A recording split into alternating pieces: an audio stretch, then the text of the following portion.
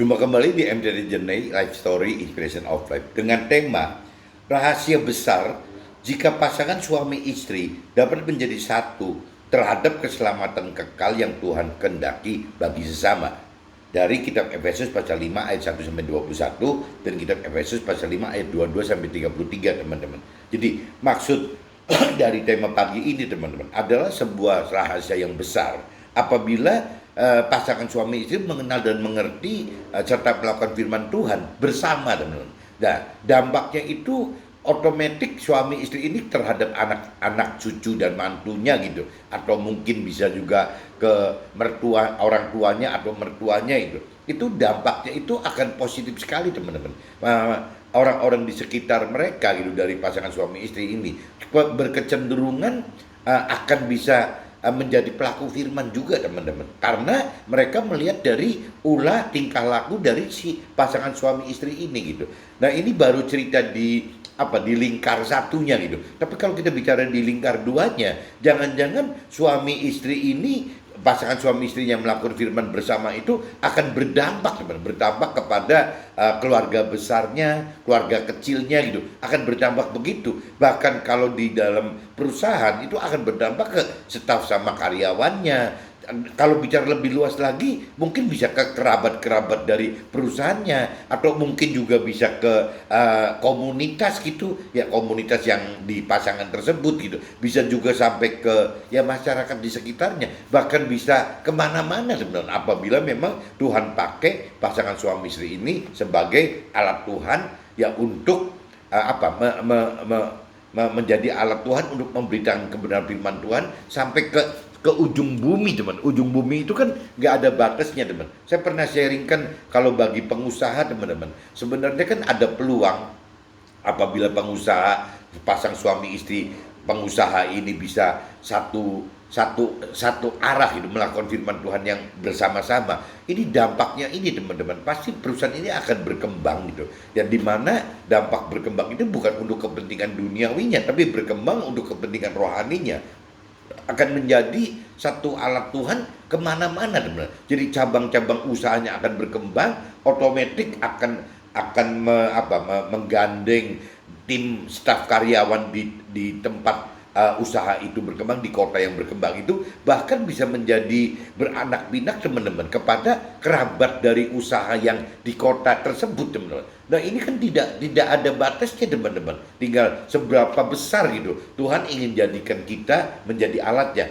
Seberapa besar Tuhan akan jadikan pasangan suami istri itu sebagai alatnya untuk memberikan kebenaran firman Tuhan. Nah, apa yang didapat oleh pasangan suami istri tersebut, yaitu janji Tuhan ya, kalau satu sebagai pelaku firman adalah mendapatkan keselamatan akhirat gitu, masuk ke dalam surga gitu bersama Tuhan di sana. Nah, tapi kalau cerita berikutnya kalau kita tidak hanya melakukan firman Tuhan, tapi juga memberitakan kebenaran firman Tuhan. Nah, ini dibicara bukan di duniawi ini jadi hartanya berlimpah-limpah, teman. Bukan seperti itu. Tapi posisi pasangan suami istri di dalam surga itu akan mendapat posisi yang terdekat dengan ya si Tuhannya sendiri, dengan Tuhan Allahnya sendiri, teman-teman. Nah, ini kan yang mestinya selama kita hidup, apabila kita percaya, apabila kita taat, apabila kita mengasihi Tuhan itu, ya harusnya kita berani melakukan firman Tuhan sebagai pelaku firman pribadi, bahkan memberitakan kebenaran firman Tuhan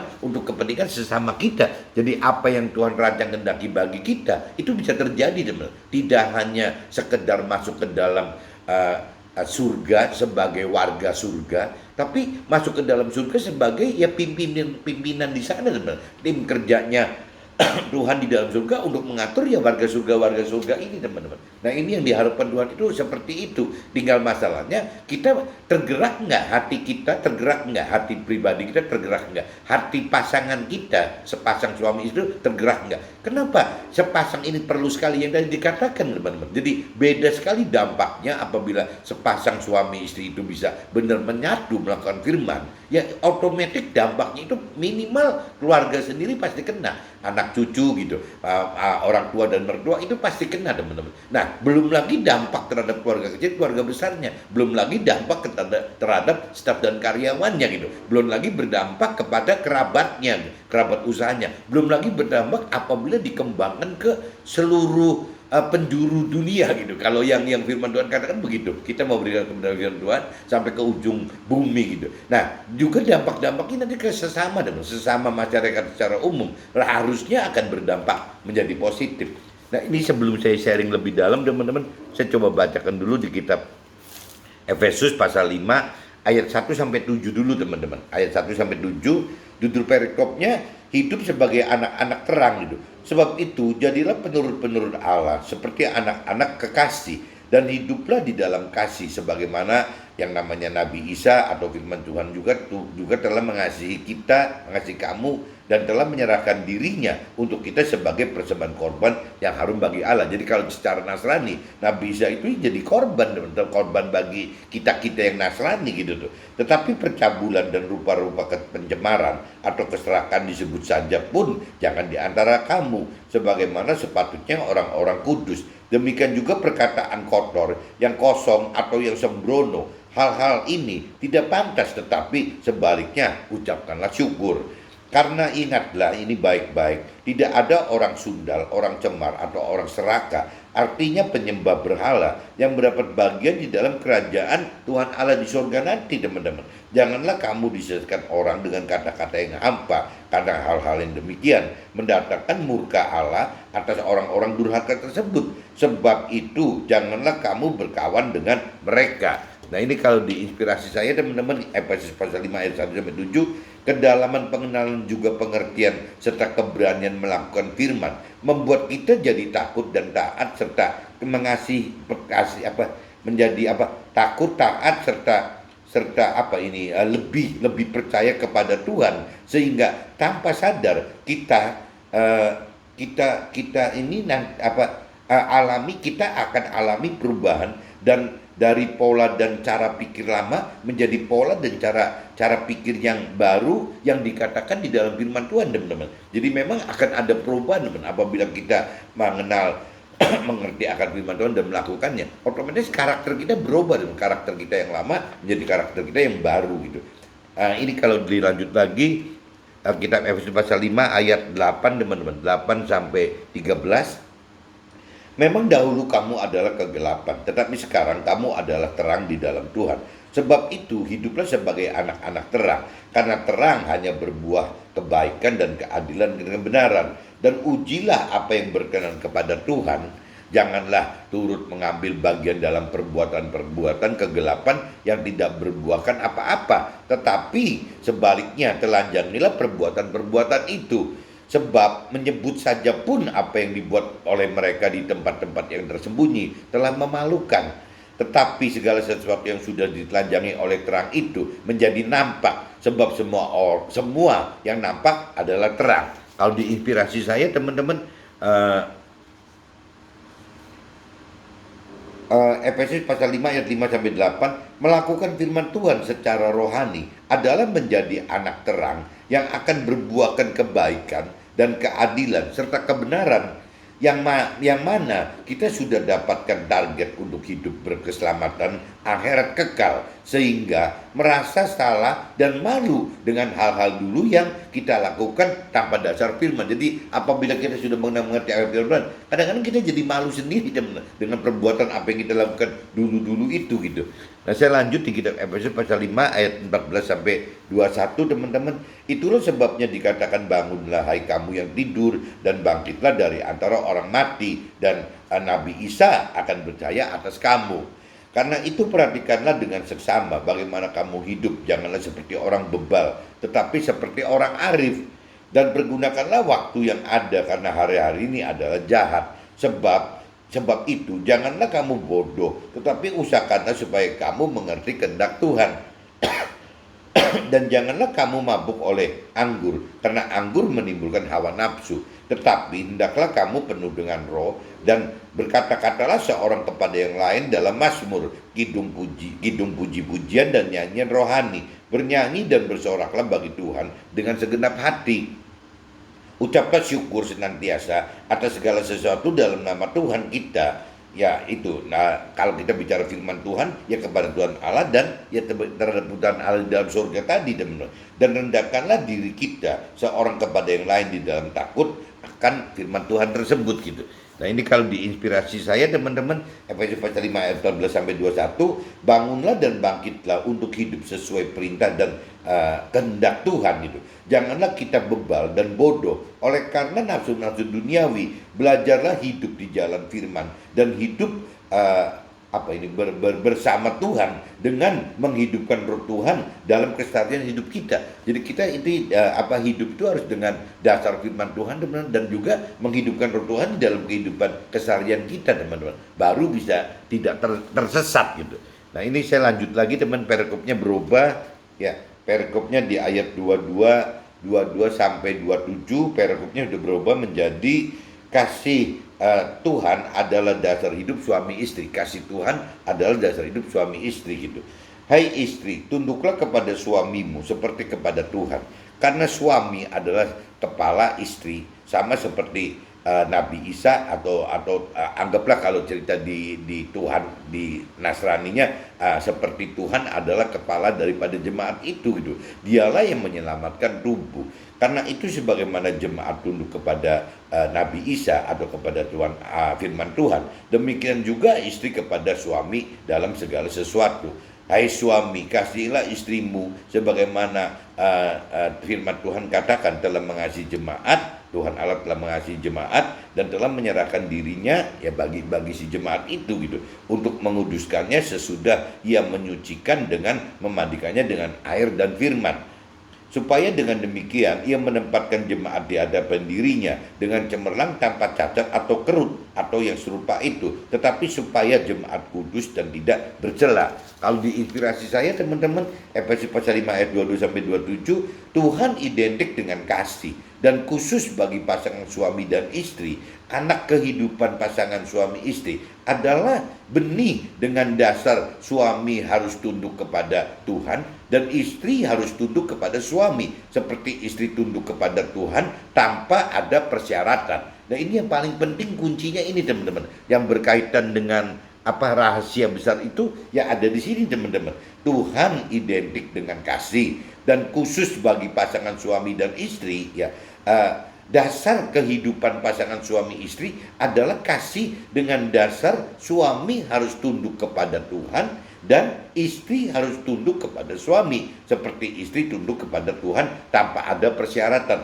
Dan nanti saya coba kupas setelah semua dibacakan sampai ayat ke-33 teman-teman. Nanti saya kembali lagi ke ayat 22 sampai 27 teman-teman. Nah ini saya lanjut lagi aja dulu kitab Efesus pasal 5 ayat 28 31 teman-teman. 28 sampai 31. Demikian juga suami harus mengasihi istrinya sama seperti tubuhnya sendiri. Siapa yang mengasihi istrinya mengasihi dirinya sendiri, sebab tidak pernah orang membenci tubuhnya sendiri, tetapi mengasuhnya dan merawatinya sama seperti Nabi Isa ya atau Tuhan terhadap jemaatnya gitu. Karena kita adalah anggota tubuhnya, sebab itu laki-laki akan meninggalkan ayahnya dan ibunya dan bersatu dengan istrinya sehingga keduanya itu menjadi satu daging gitu.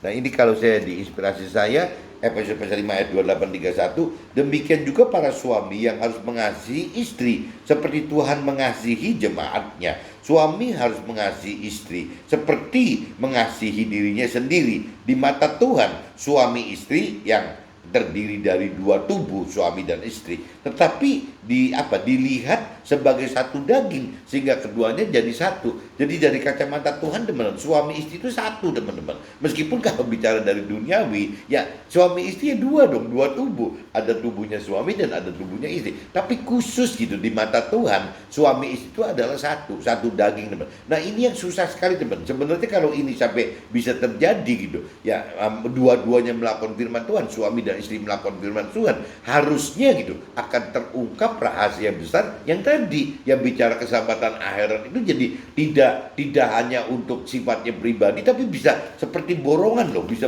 kena yang namanya anak cucunya, mantunya, bisa mertuanya, bisa orang tuanya, bisa staf dan karyawannya, bisa banyak sekali, komunitasnya, sesamanya akan juga terdampak gitu. Nah, ini betapa pentingnya pelayanan bagi pasang suami istri itu ada di sini. Itu yang disebut rahasia besar ini, teman-teman. Nah, ini saya coba lanjut dulu aja, teman-teman, di kitab Efesus pasal 5 ayat 32 sampai 33. Ini terakhir, teman-teman. Rahasia ini besar. Nah, ini rahasia ini besar. Rahasia ini besar, tetapi aku maksudkan ialah hubungan yang namanya Tuhan dengan jemaatnya. Bagaimanapun juga bagi kamu masing-masing berlaku, kasihilah istrimu seperti dirimu sendiri, dan istri hendaklah menghormati suaminya. Nah, ini jadi di Efesus pasal 5 ini benar-benar dari ayat 1 sampai 5, teman. Intinya ditekankan bagaimana hubungan suami istri itu harus baik, teman, harus bagus sehingga bisa berguna untuk lebih maksimal.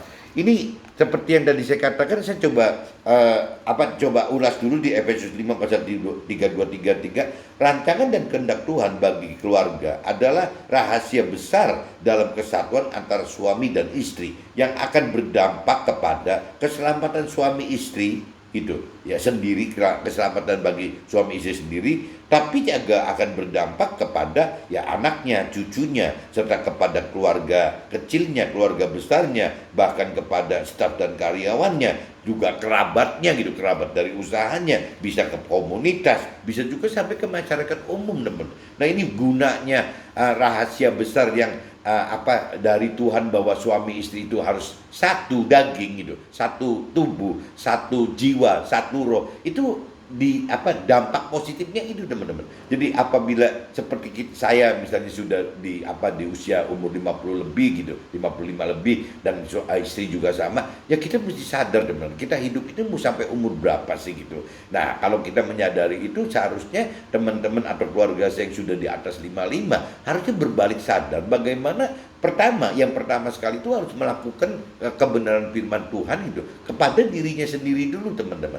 Tapi setelah itu ada langkah kedua, ada rahasia besarnya Tuhan gitu yang mempersenjatai pasangan suami itu akan menjadi alat Tuhan yang efektif sekali gitu. Nah, ini kan kalau kita tidak egois, suami dan istri itu harus sadar gitu ya. Syaratnya kan gampang. Bagaimana seorang suami bisa mengasihi istri tanpa syarat gitu ya, dan juga bagaimana yang namanya seorang istri bisa tunduk kepada suaminya tanpa syarat, seperti kita tunduk kepada Tuhan. Kalau kita tunduk kepada Tuhan dengan syarat kan tidak bisa tunduk-tunduk, teman-teman. Ya akan ribut gitu. Jadi memang harus dengan tunduk kepada Tuhan, pasangan suami istri itu harus tunduk kepada Tuhan gitu. Ya, bagaimana percaya Tuhan, bagaimana mengasihi Tuhan, bagaimana taat kepada Tuhan, sehingga tanpa syarat lagi, teman-teman. Ya, apa yang diperintah Tuhan ya kita turutin aja, kita ikutin, kita lakukan gitu. Nah, apakah seorang istri bisa begitu gitu? Ya, apakah seorang istri bisa tunduk seperti